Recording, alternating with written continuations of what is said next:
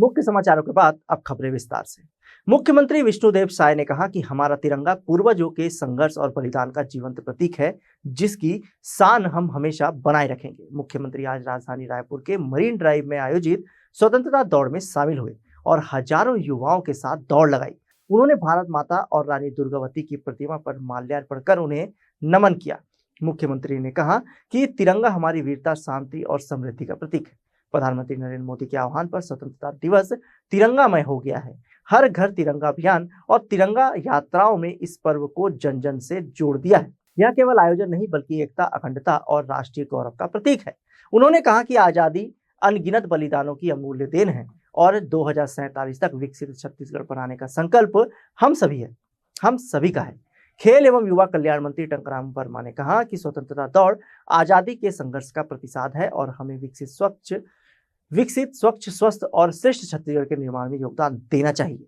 कार्यक्रम में विधायक पुरंदर मिश्रा, मोतीलाल साहू, गुरु सुखवंत साहेब, अनुज शर्मा, जिला पंचायत अध्यक्ष नवीन अग्रवाल और खेल सचिव यशवंत कुमार मौजूद रहे। बोलिए भारत माता की, भारत माता की, तिरंगे झंडे की, छत्तीसगढ़ महतारी की, अमर शहीदों की।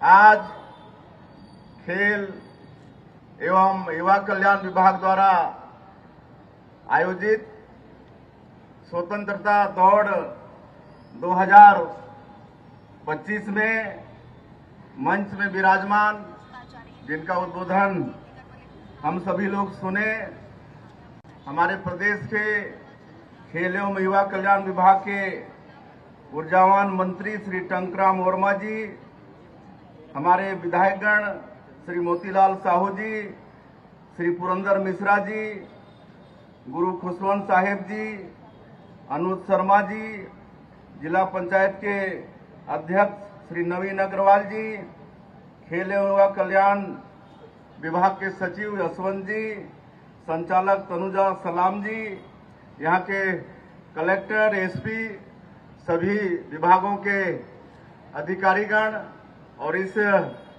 दौड़ में शामिल होने के लिए यहाँ पर पधारे सभी संभ्रांत नागरिक बंधुओं, मातृशक्ति माताएं बहनें, युवा साथियों, हमारे स्कूल के प्यारे बेटा बेटियों और मीडिया के मित्रों, सबसे पहले आज के इस स्वतंत्रता दौड़ में आप सभी लोग, बच्चे, वृद्ध, जवान, महिला, आप सभी लोग यहाँ पर उपस्थित हुए हैं। मैं आप सभी का हृदय से अभिनंदन करता हूँ, स्वागत करता हूँ और इस आयोजन के लिए हमारे खेल एवं युवा विभाग के मंत्री और उनके विभाग को धन्यवाद देता हूँ। आप सबको मालूम है कि हमारे देश के यशस्वी प्रधानमंत्री नरेंद्र मोदी जी के आह्वान पर पिछले कुछ वर्षों से पूरा देश जब स्वतंत्रता दिवस आता है तो तिरंगामय हो जाता है। अभी पिछले 10 दिनों से हम लोग विभिन्न तरीके से इस स्वतंत्रता दिवस को याद कर रहे हैं। उनका आह्वान पर कल से प्रत्येक घरों में हम लोग तिरंगा ध्वज लगा रहे हैं, यात्राएं निकल रही हैं, विभिन्न तरीके से हम लोग स्वतंत्रता दिवस मना रहे हैं और आज पूरा देश हमारा तिरंगामय हो गया है। और ये तिरंगा यात्रा जिसमें सभी वर्ग शामिल है, ये हम सब लोगों की एकता और अखंडता का प्रतीक है। उन लाखों करोड़ों अमर शहीदों को याद करने का ये अवसर है जिन्होंने अपनी कुर्बानी दी देश की आजादी के लिए। आज उनको नमन करने का वक्त है और जिन्होंने भी आजादी के लड़ाई में प्रत्यक्ष अप्रत्यक्ष रूप से भाग लिए और हम लोगों को आजादी दिलाए, उन सभी को नमन करने का अवसर है। ये आजादी हम लोगों को ऐसे नहीं मिली है, इसमें हम लोगों को अपने देश के सपूतों को खोना पड़ा है, सैकड़ों वर्षों तक आजादी की लड़ाई लड़नी पड़ी है। इसलिए इस स्वतंत्रता का, इस तिरंगे झंडे का बहुत ही महत्वपूर्ण है। इसको हम सब लोगों को अपने मन में रखना है। और हम सब लोग जब बचपन में स्कूल में पढ़ते थे तो हम लोग प्रभात फेरी लगाते थे अपने गांव में, तो उस समय हम लोग गाते थे, विजयी विश्व तिरंगा प्यारा, झंडा ऊंचा रहे हमारा, शान न इसकी जाने पाए, चाहे जान भले ही जावे। आज ये तिरंगा का इतना महत्व है, हम लोगों को इसकी शान हर हालत में बना के रखना है। हम लोगों को विकसित भारत, हमारे देश के यशस्वी प्रधानमंत्री के आह्वान पर हम लोग को विकसित छत्तीसगढ़ भी खड़ा करना है। और इसके लिए हम लोग 2047 विकसित छत्तीसगढ़ का विजन डॉक्यूमेंट तैयार किए हैं और उसके अनुसार हमारी सरकार काम कर रही है। आइए इस अवसर पर हम सभी लोग संकल्प लें कि इस स्वतंत्रता जो प्राप्ति हुई है, आज फिर से जिनका भी प्रत्यक्ष अप्रत्यक्ष सहयोग रहा है, उनको सबको नमन करते हुए और आगे इस तिरंगा के शान के लिए हम लोग सदैव मुस्तैद रहेंगे, सावधान रहेंगे और छत्तीसगढ़ को विकसित छत्तीसगढ़ बनाएंगे। इसी विश्वास के साथ फिर से एक बार और कल हम सभी लोग स्वतंत्रता दिवस मनाएंगे। आप सभी लोगों को स्वतंत्रता दिवस की अग्रिम शुभकामनाएं देते हुए मैं अपनी बात समाप्त करता हूं। जय हिंद, जय छत्तीसगढ़। जगदलपुर के लालबाग मैदान में स्वतंत्रता दिवस के मुख्य समारोह की तैयारियों के तहत अंतिम रिहर्सल आयोजित किया गया। इस मौके पर मुख्य अतिथि की भूमिका पर कलेक्टर सीपी बघेल ने निभाई और परेड की सलामी ली।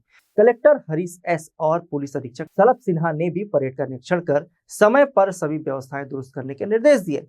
परेड का नेतृत्व डीएसपी संगम राम और सेकंड कमांड निरीक्षक गणेश राम यादव कर रहे हैं। परेड में 16 टुकड़ियां शामिल है, जिनमें सीआरपीएफ 241वीं व 80वीं बटालियन, 5वीं बटालियन छत्तीसगढ़ सशस्त्र बल, 19वीं पोखरण वाहिनी जिला पुलिस बल, महिला पुलिस बल, वन विभाग, नगर सेना, एनसीसी और स्काउट गाइड शामिल हैं।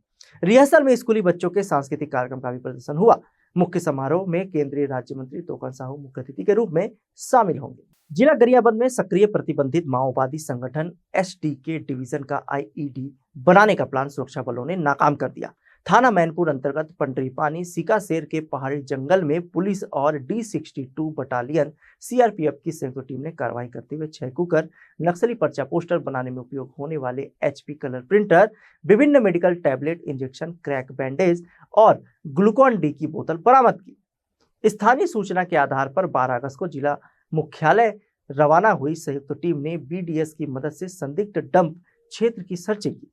एक पेड़ के पास खुदाई के दौरान यह सामग्री बरामद हुई। पुलिस ने इसे माओवादी की विनाशकारी योजना को विफल करने में बड़ी सफलता बताया है। जो सामान बरामद हुए हैं, कंटेनर हैं और बड़े आकार के हैं, तो उससे तो यही लग रहा है कि वो आईडी बनाने के लिए ही इन चीज़ों को डंप करके रखा गया था। और क्योंकि यहाँ आईडी की बहुत ज़्यादा घटनाएं अभी पिछले कुछ वर्षों में परिलक्षित नहीं हुई हैं, तो ये डंप की रिकवरी हो जाना एक बड़ी सफलता है हमारे लिए। कोरबा में सरकारी स्कूलों की मरम्मत पर करोड़ों रुपए खर्च होने के बावजूद जमीनी स्तर पर हालात नहीं सुधरे हैं। कोरबा ब्लॉक के टापरा गांव का सरकारी प्राथमिक स्कूल इसका बड़ा उदाहरण है। यहां 2 साल पहले जतन योजना के तहत भवन का रंग रोगन और छत पर डामरीकरण कराया गया, लेकिन मरम्मत का यह काम टिकाऊ साबित नहीं हुआ।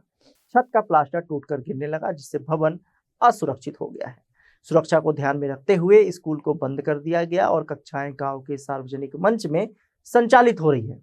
यहां 28 बच्चों को 2 शिक्षक पढ़ा रहे हैं, लेकिन बारिश के दिनों में कक्षाएं बाधित हो जाती है और छुट्टी करनी पड़ती है, जिससे पढ़ाई प्रभावित हो रही है।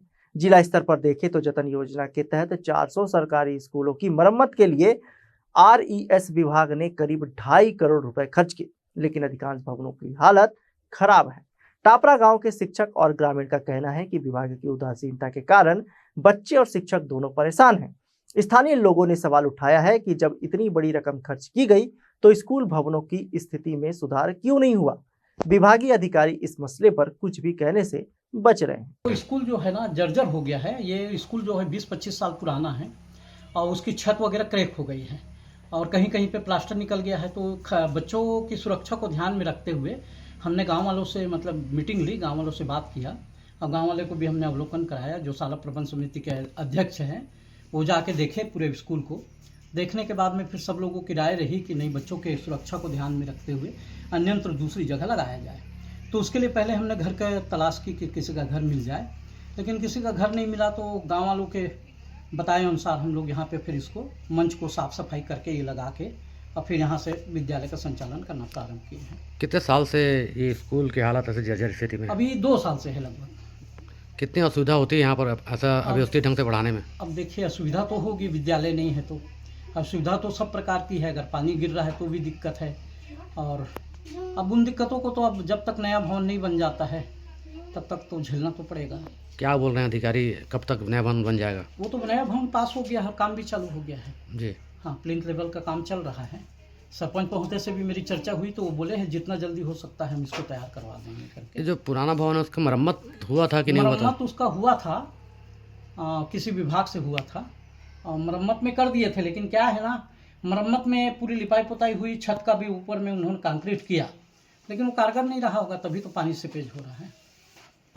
और हम लोग खतरे को देखते हुए वहाँ से क्या है बच्चों को यहाँ शिफ्ट कर दिए हैं, क्योंकि अगर गिर विर जाता है किसी बच्चे को कुछ नुकसान होता है तो दिक्कत हो जाएगी।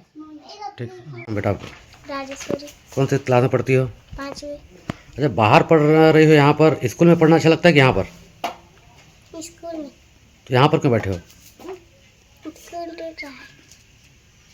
क्या हो रहा है स्कूल में? स्कूल गिर रहा है। अच्छा, तो कितने दिन हो गए आप लोग यहाँ पर पढ़ाई कर रहे हो? कितना हो गया? जब से स्कूल खुला है 1 महीना लगभग, मतलब 15-20 दिन लगाए थे वहाँ। 1 महीने के लगभग। तो यहाँ बाहर में खुले में पढ़ने में कैसा लग रहा है? अच्छा। वहाँ स्कूल में और वहाँ बेंच लगा है तुम लोग के लिए। और कौन बोलेगा? बताओ बेटा, स्कूल में क्या क्या सुविधाएं हैं तुम लोग के लिए? ब्लैक बोर्ड, खेलने और बेंच। और यहाँ पर? यहाँ पर क्या है? कुछ नहीं है। कुछ नहीं। तो यहाँ पढ़ना अच्छा लगता है कि वहाँ स्कूल ठीक है? स्कूल। तो सर लोग आप लोग यहाँ क्यों पढ़ा रहे हैं? स्कूल गिर रहा है। डर लगता है? शहीद कर्नल बिप्लब त्रिपाठी स्टेडियम में गुरुवार को स्वतंत्रता दिवस समारोह का फुल ड्रेस रिहर्सल आयोजित हुआ।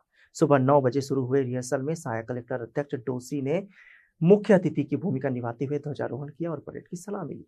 इस अवसर पर पुलिस अधीक्षक दिव्यांग पटेल, सीईओ जिला पंचायत जितेंद्र यादव सहित प्रशासनिक अधिकारी उपस्थित रहे। रिहर्सल के दौरान परेड निरीक्षण, राष्ट्रगान, मुख्यमंत्री का संदेश वाचन और स्कूली बच्चों द्वारा सांस्कृतिक कार्यक्रम का अभ्यास किया गया। आगामी समारोह में छत्तीसगढ़ सशस्त्र बल, 6वीं बटालियन, 6वीं वाहिनी, जिला पुलिस बल, महिला पुलिस बल, नगर सेना, एनसीसी, स्काउट गाइड की टुकड़ियां मार्च पास्ट करेंगी। उत्कृष्ट कार्य करने वाले कर्मचारियों को सम्मानित भी किया जाएगा। कार्यक्रम में एडीएम, अपर collector, additional SP, joint collector, SDM, DSP समेत कई विभागीय अधिकारी मौजूद रहे।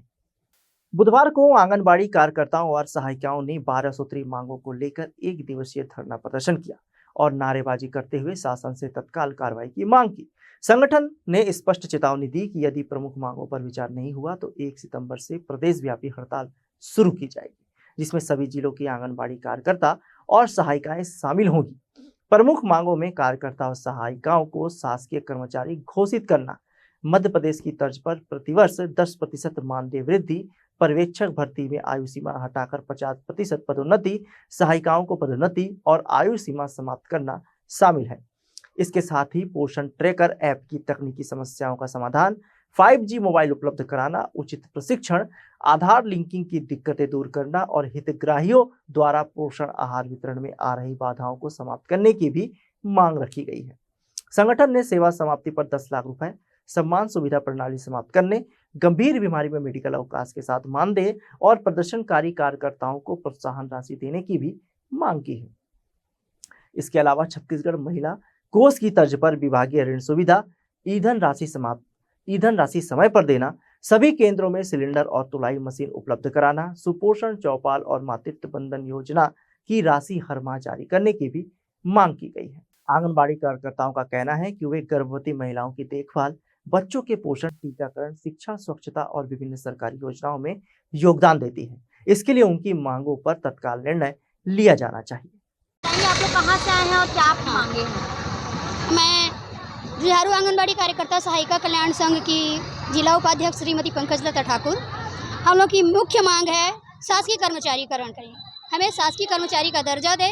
उसके बाद हमारी 12 सूत्री मांगे हैं, जिनमें से हैं पोषण रेखा रेप का वर्जन बार बार बदलता है, जिसके कारण हम लोग को परेशानी हो रही है। दूसरा है मोबाइल जो दिया है सरकार ने हमें, वो 5G नहीं है और गांव में प्राय सर्वर और नेटवर्क वगैरह का प्रॉब्लम रहता है, तो हम अपना काम 100% नहीं कर सकते, उसमें भी सुधार करें, 5G मोबाइल दें। तीसरा है नए वर्जन का हम लोगों को उचित प्रशिक्षण दें।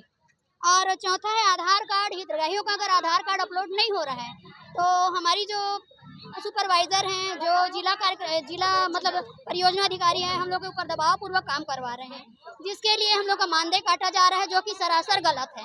हम लोग को पोषण रेखा में काम करने से पहले उचित प्रकार का ट्रेनिंग दें, ट्रेनिंग के बाद हम लोग से काम करवाए 100% देंगे, बशर्ते कि हम लोगों को दूसरे विभाग के काम से वंचित रखा जाए।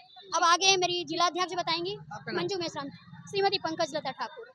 कुछ क्या बताएंगे, क्या कुछ मांग को लेके हम कल मुख्य मांगों को लेके आए हैं कि इसका आंगनबाड़ी कार्यकर्ता को कल शासकीय कर्मचारी पहले घोषित करें। ये हमारी मुख्य और प्रमुख मांगे हैं। और जो पर्यवेक्षक की भर्ती होती है उसमें 100% आंगनबाड़ी कार्यकर्ता सहायिका बहनों को ही लिया जाए, जो और उसमें जो उम्र की जो बांधा है उसको हटाया जाए और बिना परीक्षा दिए। कितनी बहनें आप लोग मिलकर प्रदर्शन कर रही हैं, लगभग कहाँ? ये मस्तूरी ब्लॉक से है और हम लोग कम से कम यहाँ पर 300-400 लोग हैं, है ना, 300 से 400 लोग हैं। ठीक है, आपका नाम? मैं जिला अध्यक्ष मंजू मिश्रा। मांग पूरी नहीं होती है तो मांग अगर पूरी नहीं होती है तो हम लोग फिर से कल से अनिश्चितकालीन हड़ताल में चले जाएंगे। छत्तीसगढ़ की न्यायधानी बिलासपुर में मंगलवार देर शाम पुलिस आरक्षक पर हमला करने का मामला सामने आया। घटना सिटी कोतवाली थाना क्षेत्र के कश्यप कॉलोनी के पास की है। जानकारी के अनुसार आरक्षक दिलीप सिंह अपनी निजी गाड़ी से जा रहे थे, तभी एक युवक ने उनकी गाड़ी को ठोकर मार दी। इस पर आरक्षक ने आपत्ति जताई, जिसके बाद विवाद बढ़ गया। आरोप है कि तीनों युवकों ने मिलकर लाठी डंडों और लोहे की रॉड से आरक्षक पर हमला कर दिया। हमले में आरक्षक के सिर पर गंभीर चोटें आई हैं और मौके पर वह लहलुहान होकर गिर पड़े। आसपास मौजूद लोगों ने तत्काल पुलिस को घटना की सूचना दी। सूचना मिलते ही सिटी कोतवाली पुलिस मौके पर पहुंची और घेराबंदी कर तीनों आरोपियों को हिरासत में ले लिया। घायल आरक्षक को इलाज के लिए नजदीकी अस्पताल में भर्ती कराया गया है। सीएसपी कोतवाली गगन कुमार ने बताया कि मामले की गंभीरता को देखते हुए आरोपियों के खिलाफ सख्त कार्रवाई की जा रही है। उन्होंने यह भी कहा कि इससे पहले भी पुलिसकर्मियों पर हमले की घटनाएं हो चुके हैं, जिन्हें रोकने के लिए सख्त कदम उठाए जाएंगे। मामला यह है कि आरक्षक के पुत्र और उनके परिजन एक 4 व्हीलर में जा रहे थे। पीछे से जो आरोपी हैं वो अपनी एक लेडी के साथ जा रहे थे स्कूटी से, उससे टक्कर हो गई। उसी को लेकर के विवाद हो गया और उसी में हाथापाई हुई और उनको उसमें थोड़ी चोट भी आई है हमारे आरक्षक को। तो उनको अभी अस्पताल में भर्ती कराया गया और इसमें हमने FIR भी किया है और आगे का इन्वेस्टिगेशन कंटिन्यू है और पूछताछ चल रही है। जैसे ही कुछ नई चीज़ें आती है इसमें तथ्य और सामने आते हैं हम साझा करेंगे आपसे। भगवान कृष्ण जन्मोत्सव के अवसर पर रायपुर गुढ़ियारी में 16वां भव्य दही हांडी उत्सव 17 अगस्त को आयोजित होगी। सार्वजनिक दही हांडी उत्सव समिति और श्री हनुमान मंदिर ट्रस्ट के तत्वाधान में यह आयोजन शाम 4 बजे अवधपुरी मैदान नगर रोड गुढ़ियारी में होगा। समिति संयोजक बसंत अग्रवाल ने बताया कि इस बार कुल 11 लाख रुपए की पुरस्कार राशि रखी गई है।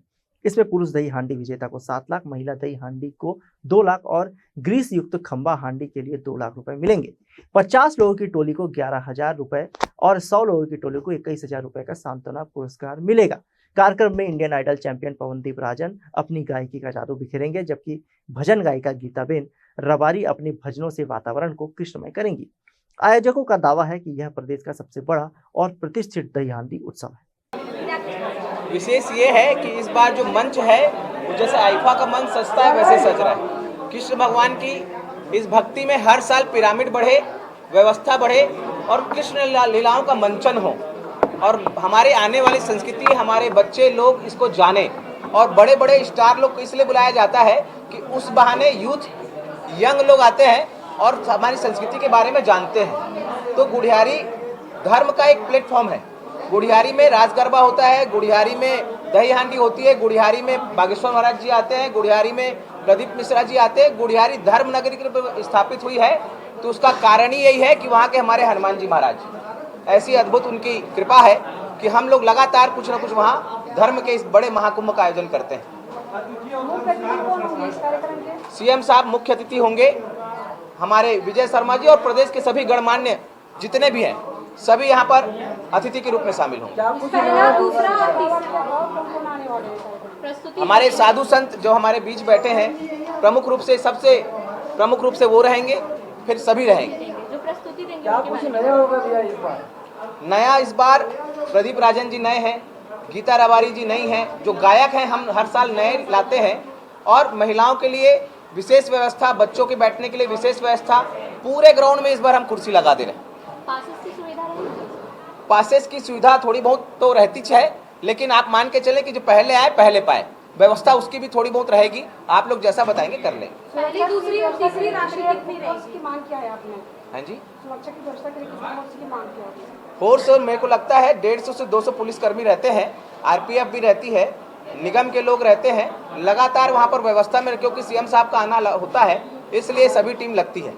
आज के बुलेटिन में बस इतना ही। मुझे दीजिए इजाजत। देखते रहिए हॉर्नबिल टीवी।